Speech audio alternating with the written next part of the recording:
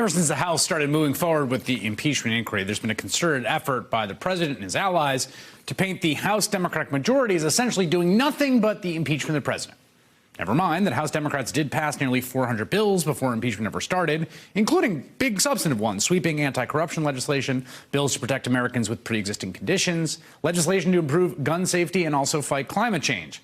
But just since the impeachment inquiry started, and probably in some respects to ward off Trump's attack, the Democratic House has passed a bunch more of important legislation, including, vitally, a bill to restore the Voting Rights Act. Remember that? To its full functionality, which they did with a lone, single, solitary Republican joining them. They're also likely to pass the USMCA, aka NAFTA 2.0, after getting a number of concessions from the Trump administration. And last week, they passed a bill to reduce prescription drug prices. And while President Trump has made noise about wanting to lower drug prices, I'm willing to place a pretty big wager that we will not see Majority Leader Mitch McConnell in the Senate let that body vote on the bill. Politico reports that McConnell is, quote, not eager to make a move that splits his caucus and could incur the wrath of the well-financed pharmaceutical industry. Yeah, you think?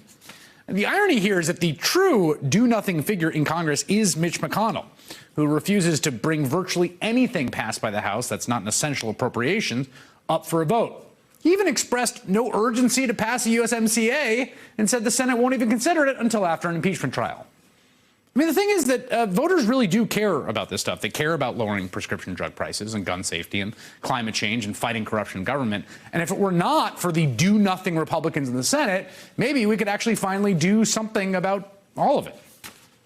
Hey there, I'm Chris Hayes from MSNBC. Thanks for watching MSNBC on YouTube. If you want to keep up to date with the videos we're putting out, you can click subscribe just below me or click over on this list to see lots of other great videos.